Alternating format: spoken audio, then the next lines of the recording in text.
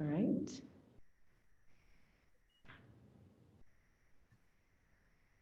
So I think it's going. Hello, welcome everybody outside this classroom. We have a nice cool room here on this super hot day. This is the first of the lecture series for the Notre Dame de Paris Trust project, model and construct full-scale reconstruction that will happen here at CUA the summer of 2021. Here to sort of set the stage for us is Adnan Morshed, Dr. Adnan Morshed. He's an architect and a historian with a focus on history and theory of modern architecture and urbanism, global history, urban poverty, and spatiality. Adnan has been a professor here at CUA for several years and teaches all kinds of courses from design studio to history and theory. I'm thrilled that he's here today, and he's here all the way from Bangladesh. So I will turn it over to you, Adnan. Okay, thank you, Tonia, for teaching this class, and it sounds like it's going to be a fantastic experience for all people involved in this course. So thank you for inviting me to talk about Notre Dame. But I have to say that I'm not a specialist of medieval period. I'm not a medievalist. My lecture today will be based on the global survey courses that I teach at CUA. So, my kind of a secondary interest in medieval architecture. And so, it's primarily the lecture is targeted toward students. So I don't bring any specialist knowledge, but excuse me, I'd like to raise some general question about what you'll be doing in this course. So bear with me, and I'm going to share my screen.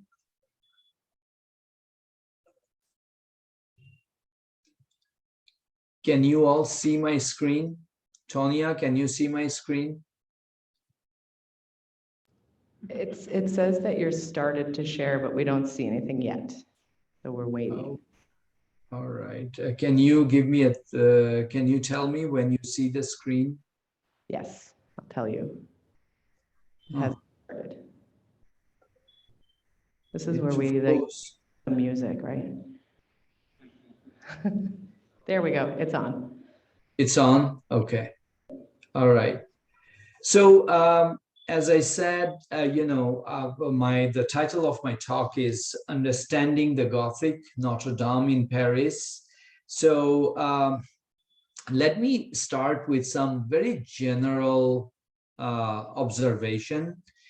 Before we try to understand what Gothic is and what Gothic did to European cities, we need to understand what was happening in the 12th and 13th centuries. So let me draw a little bit. Hang on one sec. So let's say this is a medieval city in Europe with sort of more or less, generic buildings. But in the 13th century, things began to change with taller buildings, spires. So this is rather a crude sketch, but this is how the profile of European cities began to change with the introduction of taller churches and spires. Over 600 churches, massive churches, large churches and cathedrals began to be built in European cities, and it had tremendous effect on European cities, particularly the kind of their profiles and silhouettes. Now, you may want to ask why these sudden a sort of intense church building activities. Two primary reasons. One was the church authorities began to generate a lot of revenues from indulgences, particularly indulgences by the Roman Church. So what it meant was that you could pay the church and the church would write off some of your sins. So it became a great way of generating revenues for the church. So that's reason number one. Reason number two was relics. Churches began to send their relics to far-flung places, distant places, and began earning and began generating revenues. So that kind of enlarged the coffer of the church authorities, and which led to in sort of a lot of church buildings. And something happened along the way, and which is basically the Synod of Errors, which happened in 1025. There was this feeling that how do you bring the illiterate masses to the churches? If I could sort of simplify a little bit, Romanesque churches or Carolingian churches were primarily for the elite. They did not necessarily accommodate the masses, illiterate masses, peasants, and so on. So now a challenge for the church authority, how to attract the illiterate masses. So there's one idea that a sculptural program in church building can be combined, and which basically the sculptural program in the church design would serve as basically a visual book that the illiterate masses can visualize the Bible just looking at this sculptural program of the churches. So these factors led to building many churches across Europe. So let me move on. So let me show you two examples here. So if you look at these two examples,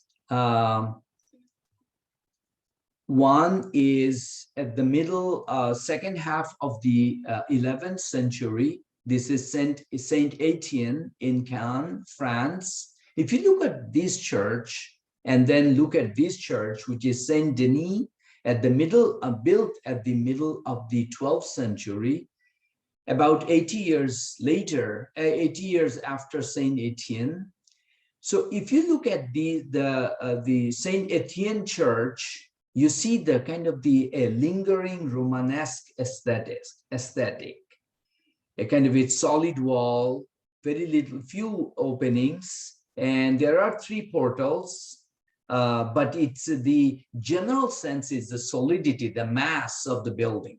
But if you look at Saint Denis, which is generally considered the first building that signified the arrival of what was later called Gothic architecture or Gothic aesthetic.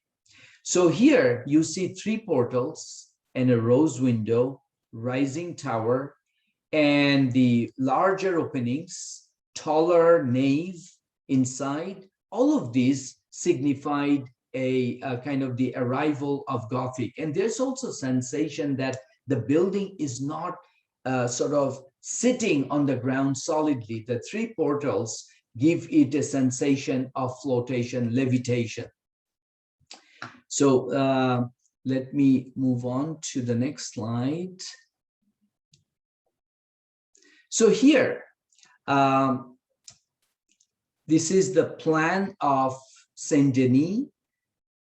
It was an earlier church, but it was enlarged, it was embellished, it was given a new program by somebody called Abbot Suger. What he did was, I'm going to draw here, he added one element which is called chevet, and which is the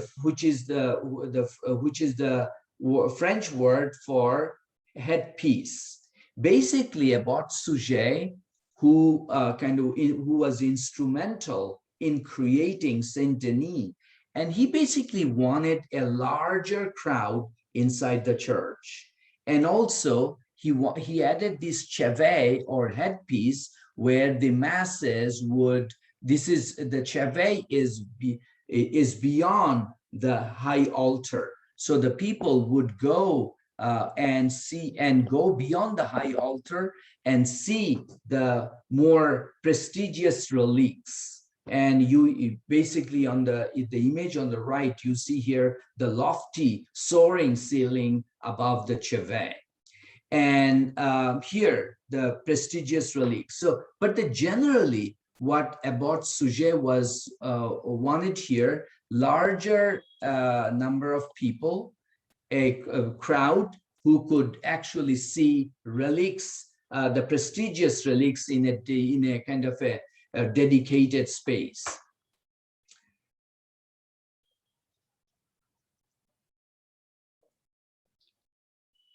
So here, one of the key elements of Gothic architecture was the three portals, which basically, I should also mention that Abbot Sujet was a very powerful man in France. When King Louis VI would be away on crusade, and he would play a pivotal political role in the political affairs of France. So he had a lot of power, and which he could exercise in creating Saint Denis, which is a very important church, became an important church in France. So here, now here, the three portals. The three portals basically served as a symbol of the Trinity. The Trinity had become very important to theological speculation in the second quarter of the 12th century. The Trinity's restatement signified support for an orthodox interpretation of the Bible and for papal authority. And here, as you can see, the tympanum, which is this is the tympanum, which portrays Christ sitting in judgment. So as you can see here, the biblical imageries would serve as a visual book for the illiterate masses who Abbot Sujet hoped that would be attracted to the new church. And the other element that became a symbol of Gothic architecture was, of course, the light. The religious experience was seen as a form of transcendence, symbolized by disembodied light filtering in through the stained glasses. Here, rose window, as you can see here, the rose window, which kind of became the most important part of the facade, the facade of Saint Denis, and which would be a symbol of Gothic architecture in subsequent Gothic churches. This is an icon of Gothic churches. But most importantly, light was seen, disembodied light was seen as a form of religious experience. And of course, unlike Carolingian, unlike windows in Carolingian churches, rose windows or other windows in Gothic churches became fragmented and patterned here. And all of these, the light that was coming in basically created an ambience inside the church, which became became a kind of a defining characteristic of Gothic churches subsequently. And the rose window was also called Grand Wheel of Light.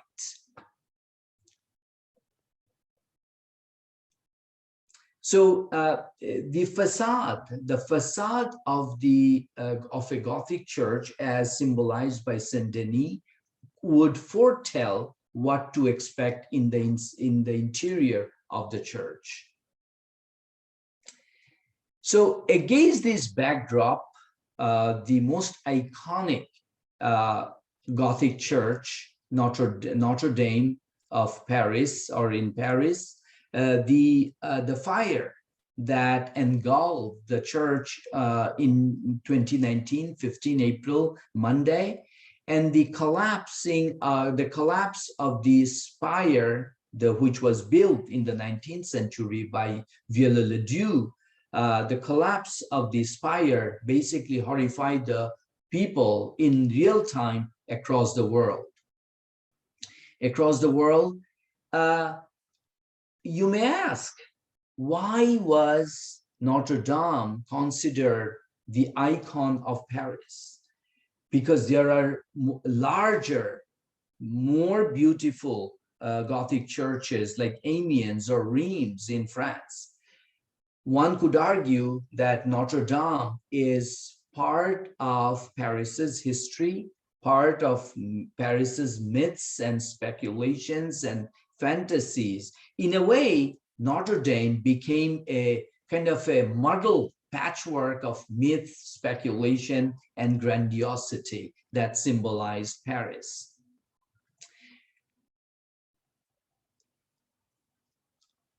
So here, just to remind you, the fire that engulfed Notre Dame in 2019 basically destroyed. Let me see here.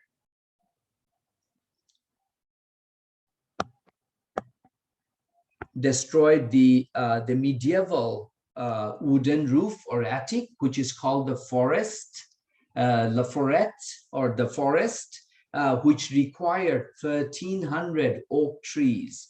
And the spire here, which was built by Viollet-le-Duc as the kind of the restoration of the dilapidated Notre Dame after it was vandalized during the French Revolution in the late 18th century. Viollet-le-Duc restored and also added many statues, and based on his own interpretation of the past. These spire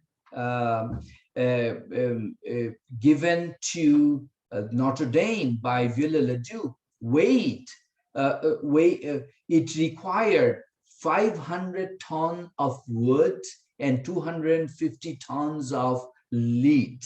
And it's a massive spire which we saw collapsing in the fire, in the 2019 fire.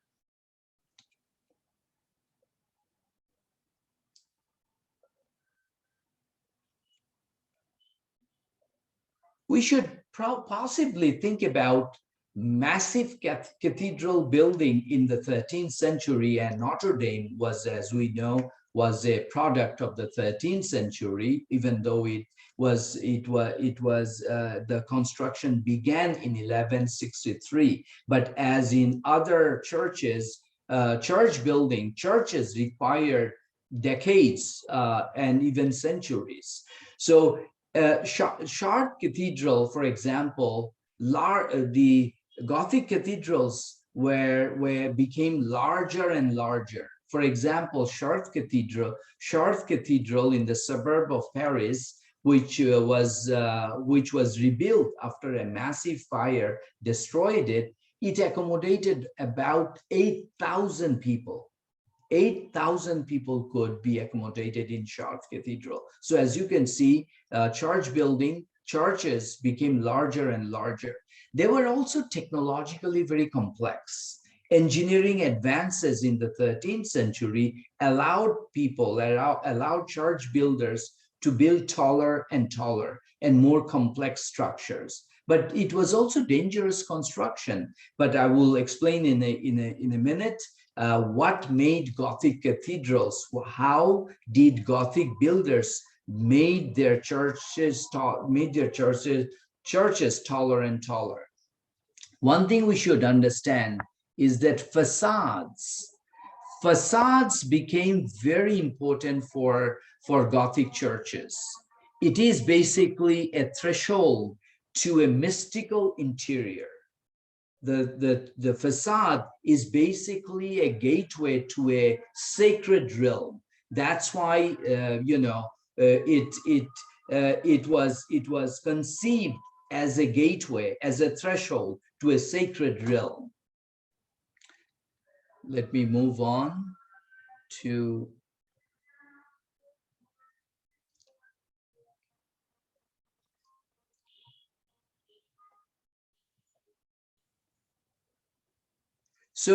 here the plan, as in Saint Denis, you see here chevet, and which of course held sacred relics. The basic plan of Notre Dame is a very tall nave with 2 aisles here, and the high altar, the choir, and behind the choir you have the chevet. And in the facade, of course, the 3 portals, the 3 grand portals that signify the Trinity, and the rose window. I will show you the interior of the rose window, and the 2 towers. And this is this is a monumental structure on the banks of Seine, the river. But why? You may still wonder. There are larger churches in France, larger Gothic churches in France. But why is Notre Dame considered an icon, a symbol of Gothic architecture in Paris? It is partly, perhaps one could argue, that it is because of Victor Hugo's 1831 novel, Notre Dame de Paris, which is translated as The Hunchback of Notre Dame, which it is a story. It is the story of the Quasimodo, who rescued Esmeralda, who was about to be burned in the, as kind of a punish, as a witch. And then Quasimodo rescued Esmeralda and kind of took her to one of the towers of Notre Dame.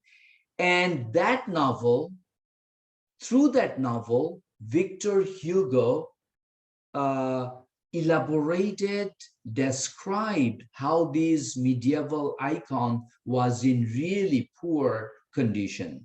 It was in ill repair. It was, it was in a dilapidated condition, but a huge social awareness grew, and eventually the call, the outcry to restore this medieval icon grew louder and louder, and eventually the Viollet-le-Duc was given the church to restore this Gothic icon, and we will talk about that shortly.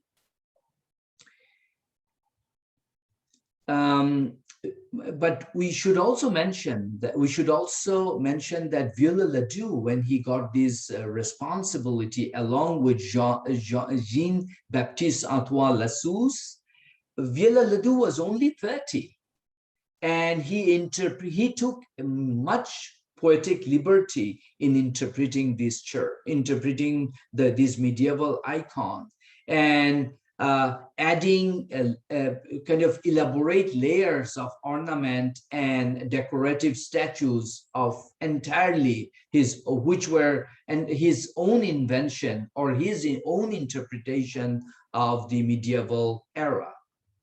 Like most buildings of this age, Notre Dame is the sum of centuries of restorations and reinventions. So in a way, a muddled patchwork of myth and speculation. So when you design the truss, you have to, when you build the truss, you have to understand that the Notre Dame that you are building a truss for is a product of many centuries, not just one medieval century or the 13th century.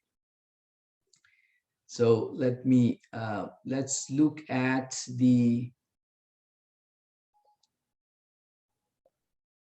so here again,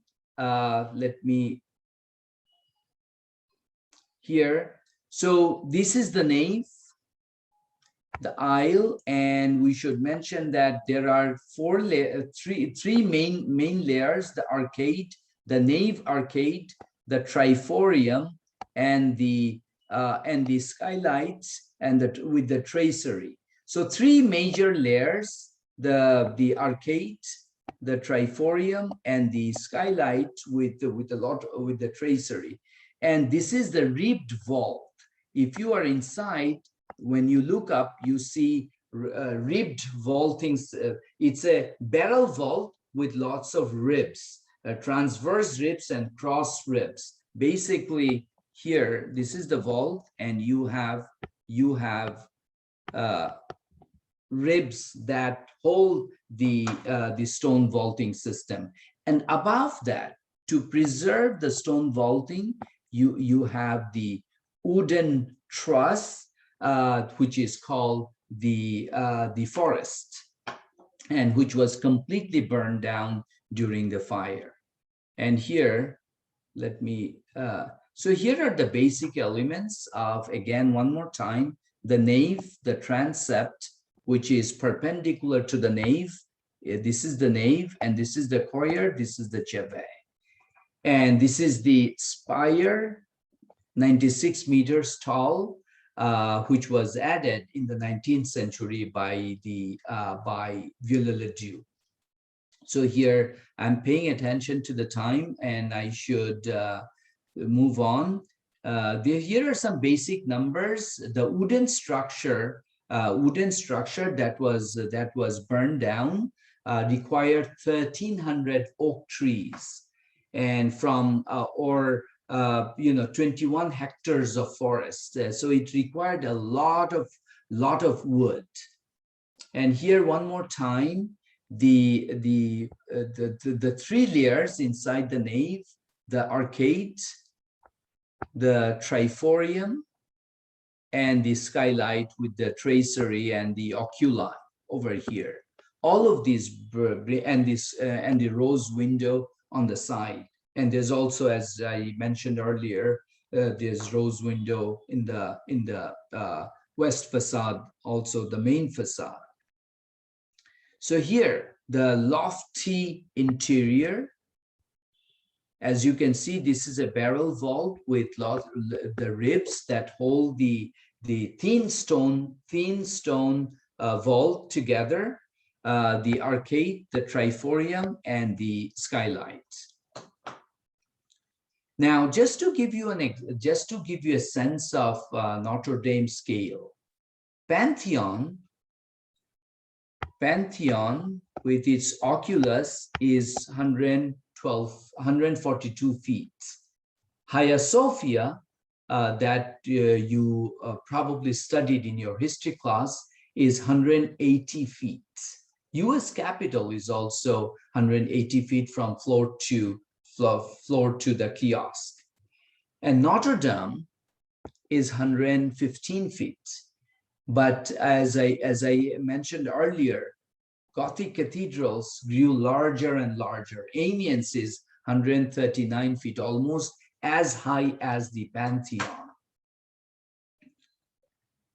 Now, there is another very important element in Notre Dame, which was not used in Saint Denis. It was used in the Notre Dame for the first time. When Notre Dame was built, completed, it had many pioneering architectural elements. One is the flying buttress. Now, you may ask, why did it need flying buttress? This is an engineering challenge that the Gothic builders wanted to meet. So, for example, if you want to build taller buildings, what is the most difficult challenge for a tall structure? The lateral wind. The lateral wind tries to topple it. If you don't have enough support, if you don't have really thick walls here, it's going to collapse. The lateral wind will topple it. But the Gothic builders wanted to have a lot of openings. So they wanted to create very thin structure, thin nave wall. But a thin nave wall is going to be toppled by lateral wind pressure. So what did they do? How did they achieve this rather very, very difficult challenge in the medieval age, in the 13th century or late 12th century? They came up with an idea, which is flying buttress. Flying buttress allowed them two things. One, they could build really thin wall for the nave and the side aisles, number one. And then in that thin wall, they could cut a lot of holes. Flying buttress became an essential element of Gothic architecture. In fact, some historians argue that flying buttresses were used for the first time in Notre Dame. And also taller and taller spire. Even though this is not an original spire built in the 13th century, but spires began to grow taller and taller and became an iconic element of Gothic architecture, and also changed the profile of European, medieval European cities. So here, one more time.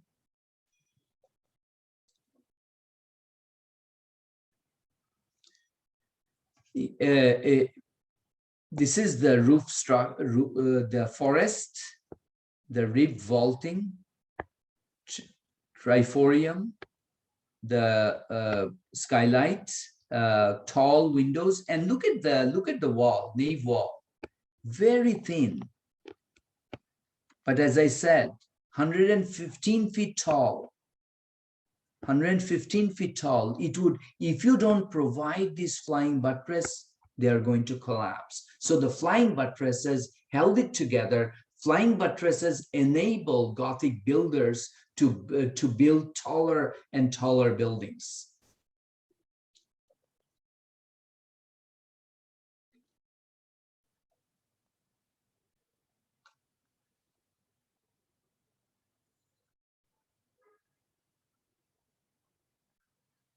And here, the rose windows, even though rose windows, there were windows, circular windows before in early Christian and Byzantine architecture, but it was during the Gothic times, rose windows became deeply symbolic for architecture, both exterior and interior.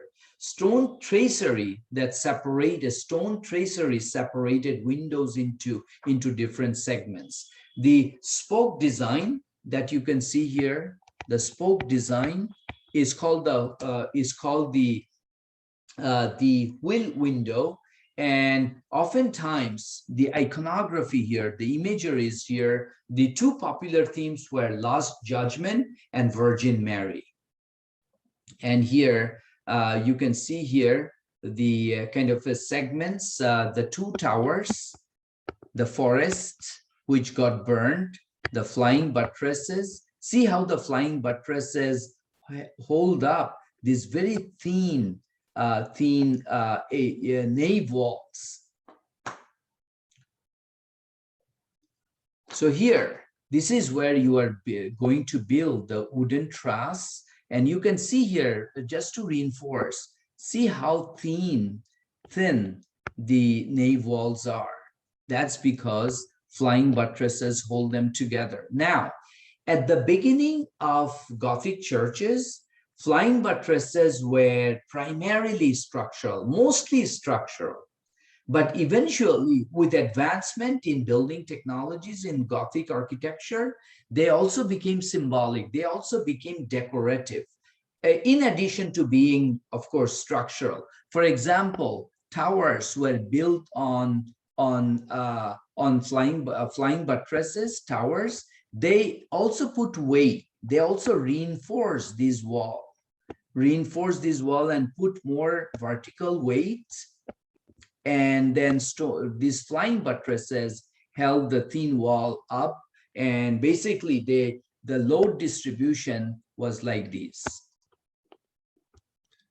And of course, your primary goal is to reconstruct truss number 6, which is over here, the attic, the kind of lattice woodwork that is called the forest.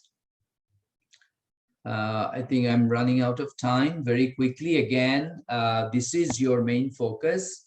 We already explained the architecture of the church and the forest.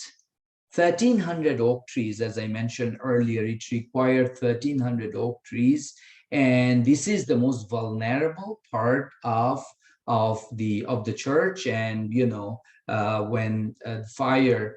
When it caught fire, when the forest caught fire, in many ways, the firefighters in Paris actually allowed it to burn so that they could save the towers. And unfortunately, the tall spire collapsed, and I'm sure that it would be rebuilt.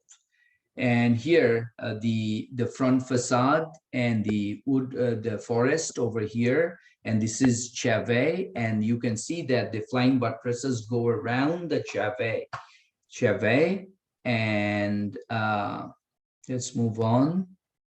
Here, when fire destroyed the woodwork, there was a gaping hole that you can see here.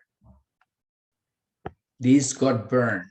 And in fact, when it got burned, there was the vaulting, the thin stone vaulting was also burned, and there was a gaping hole here in the roof of the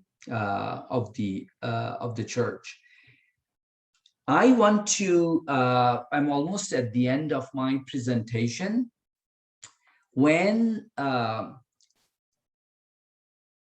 Victor Hugo wrote his book, Notre Dame, the Paris, or the Hunchback of Notre Dame. He, in the book, he said something, "Seci tuera cella," which means this will kill that. This means the book. That means architecture. So what he meant, and I think it is profoundly important for what you are going to do, Victor Hugo basically celebrated the primal experience of the object itself, the church. So when books, the printed books, began to describe the church's experience, the religious experience, this primal experience of a soaring church in textually, Victor Hugo thought that it's going to basically kill the experience of the church. And for him, these three structures might have symbolized the pre-book, the experience that is pure. When you go to the Stonehenge, you experience something primal. It is a transcendental experience. When you go to the Parthenon, you experience something transcendental, something transformative, which cannot be substituted by textual description. So Victor Hugo was basically hated books describing this transformative experience that you can have in a place like Notre Dame. So that brings me to a few questions that I would like to pose to you. When Notre Dame, the roof, the attic, the forest was burned down, there was a lot of political debates. How do you restore the roof? Should you do a modernist version? Should you use modern materials that would mitigate fire safety hazards, that would be much more resistant to fires? So should you do a modern interpretation of the forest, or you go back to the original condition that with its all medieval techniques and ambiances? Should you use medieval technique to rebuild the forest or the attic, the wooden attic, exactly the way it was during its inception, during its construction in the 13th century, or you reinterpret and create something modern? So as you know, eventually the decision was taken to recreate the roof, the attic, the forest exactly the way it originally was, using the same medieval techniques of construction. So that brings us to a question about originality and authenticity. I should mention that during the medieval time, when pilgrims went to a church, pilgrims often went to far-flung places to visit a church, to see a relic. When they went to see a relic, they were not going, when they went to far-flung places, they did not go to see a replica of the relic. They wanted to not only see a relic, original relic, but they also wanted to be near the relic. They wanted to feel that experience of being close to the shroud of Mary in Chartres Cathedral. So that kind of was a very important aspect of medieval time, when pilgrims went to be near the real thing. So now that you are rebuilding the truss number 6, it actually raises a question: what does it mean to recreate the real thing in our own times? So for example, I would like to prod you with this question that modern tourists, millions of tourists that visit Notre Dame and will visit Notre Dame, will they be going to feel that a real thing is recreated after the fire? The real thing, which is the forest, is recreated, which will be a draw for the modern tourist? I don't know. I would like to ask you the question: what does it mean to recreate the real thing in our own times? Thank you.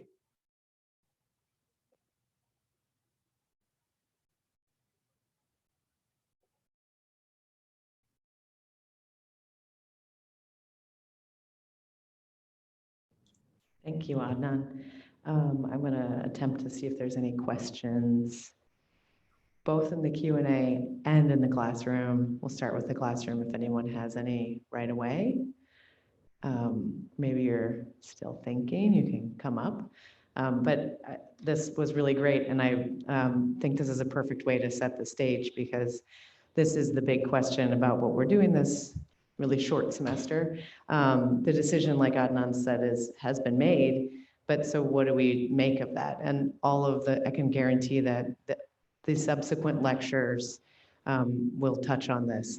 All of the historians and medievalists that are coming are also going to talk about this. I know you asked the question, Adnan, maybe people are thinking, but in the meantime, I could ask you if you think that this idea of the sort of this replica and the model in their both their different ways can actually act as a way to reinvigorate or to sort of be a sense of to be authentic for the students and participants. Do you think there's something there in the full scale making that is a little different than maybe it's the act of making, I guess is my comment, not really question, but no, I think Tonya, you and I talked about this before. The act of making using the same type of medieval tools, the same type, the wood that you'll be using, and I believe you will be using oak tree from Virginia and Vermont. Is that correct? Yeah, that's right. Hans House has sourced trees from Virginia. I think that they are, I don't know if they're here right now somewhere, but there has been, I think it's 15 or some 15 to 17 large oak trees that have been felled that will come here, 15,000 pounds apiece. Let's see. Are there any questions out there? Students, there's one that's popped up here. It's going to pop up right in the middle of everybody's. We have a comment that talks about using the original technique and material that will, in fact, restore and maintain the historical significance of its original construction. One of the things I was thinking about, Adnan, too, as you were talking, is this big question about the snapshot, like reproducing a snapshot versus reproducing the original kind of action and intent. And I think some of the subsequent panelists or lecturers might talk about how avant-garde Notre Dame really was. So it's kind of an interesting, I think that although the decision has been made, the question is still really important, so. Yeah, no, I think as you move forward with this project, I hope that you would ask students to read at least parts of Victor Hugo's book, and where he, the part where he talks about the originality of an experience. I think it's important to read some part of it, and also to understand why medieval pilgrims would go to far-flung places. They would spend an enormous amount of energy and resources and money in their mind, to be near the sacred relic.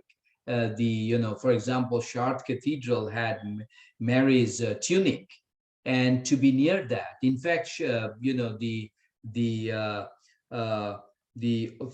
church authorities of Chartres send the tunic to as far as England to generate revenues. So what does original mean? I think it's an elusive question, but I hope that as you build the trust, the question will be continuously asked. What is the original experience? What is authenticity? What does it mean to recreate the trust as it was 800 years ago? And what does it mean to recreate it now? How would modern tourists, modern pilgrims respond to the idea of restoring the forest? I'm sure I personally would like to go to Notre Dame and look up and see that, oh, that attic, that forest, La Forêt, has been restored, rebuilt using the same medieval technique. I think it's a great draw, and it's a great philosophical question. What does it mean to recreate the original? Is it an oxymoron to recreate the original? So I think it's an interesting question. But I think, as somebody made a comment, that you are not really making the original, remaking the original. you are remaking the experience of the original. I think that's really an interesting way of looking at it. That also kind of, I'm thinking about, talking about this as this world icon that everybody has participated in some way, shape, or form, or feels is they have some ownership or of this icon. And how interesting is it if there's a lot, these are exported, or people are not necessarily exported, but that people from up far flung places are contributing to this sort of new trust. We have one question, so I'm gonna not hog the screen. Hi, Adnan. So you talked about the restoration after the vandalism of the cathedral after the French Revolution. And so I guess a lot of the questions I've been having about this restoration is like, will the history be forgotten? And clearly like that history isn't forgotten. So how much restoration took place, or how much of the original building was destroyed at that time? Okay, yeah. Hi, John. It's good to see you. A lot of vandalism, a lot of destruction during the French Revolution. But I should also mention that there was also rioting in the 16th century that destroyed some parts of Notre Dame. But during the French Revolution, a lot of a significant part of Notre Dame was damaged. And because they thought the people who kind of damaged the church or invaded the church and damaged it, they thought these religious figures were actually kings of France, because they were venting their anger at the kings and the royal people. So, but they were not really royal people. They were kind of, they were biblical statues, and they were not kings of France. So the people vented their anger at them. So I would say that a significant portion of it damaged, and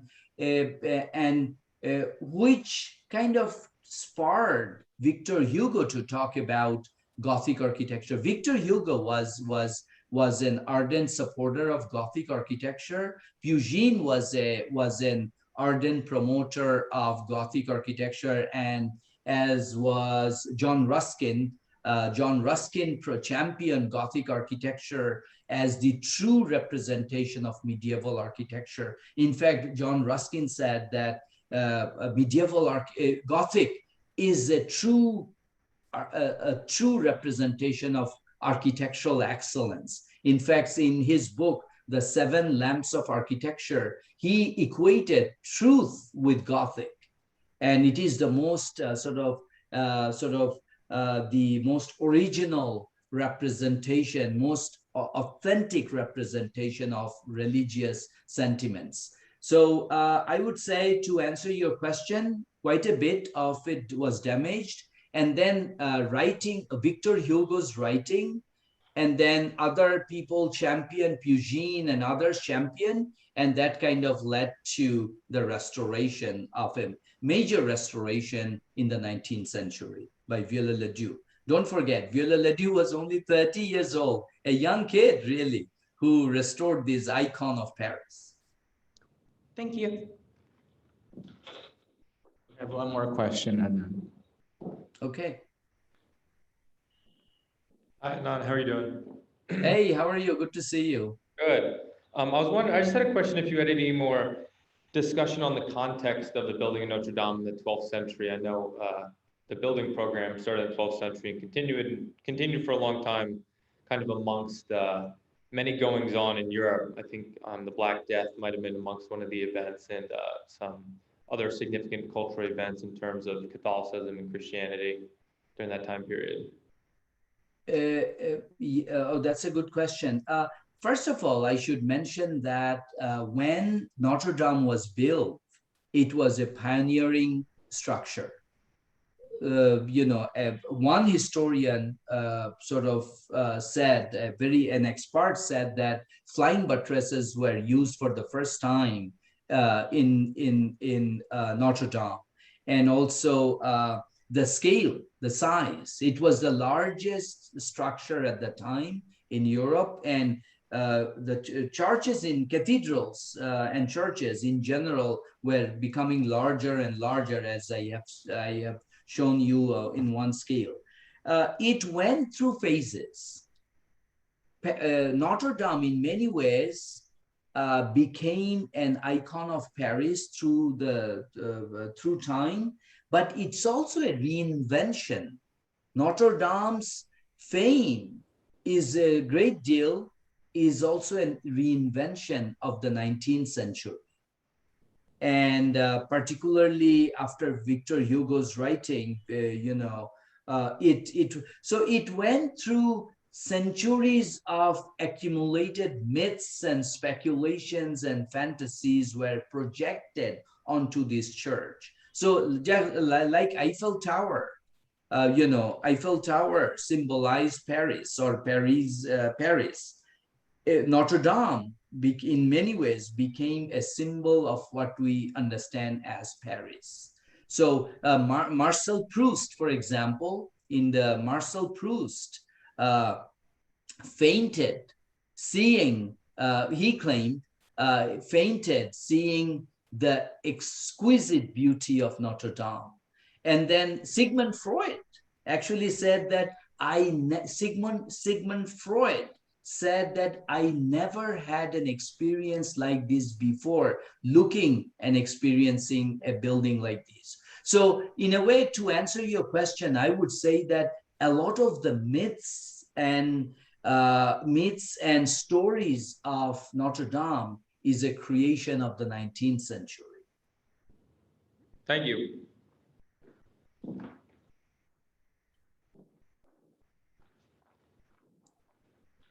Okay, thank you, Adnan. I think if we don't have any questions from our webinar, I'm going to close the Q&A. Thank you so much, Adnan, for joining us all the way from across the world and setting the stage here for this class. I really appreciate it. Thank you. All the best. And I hope that the class goes really well. Yes, we'll have a lot to show for you when you get back.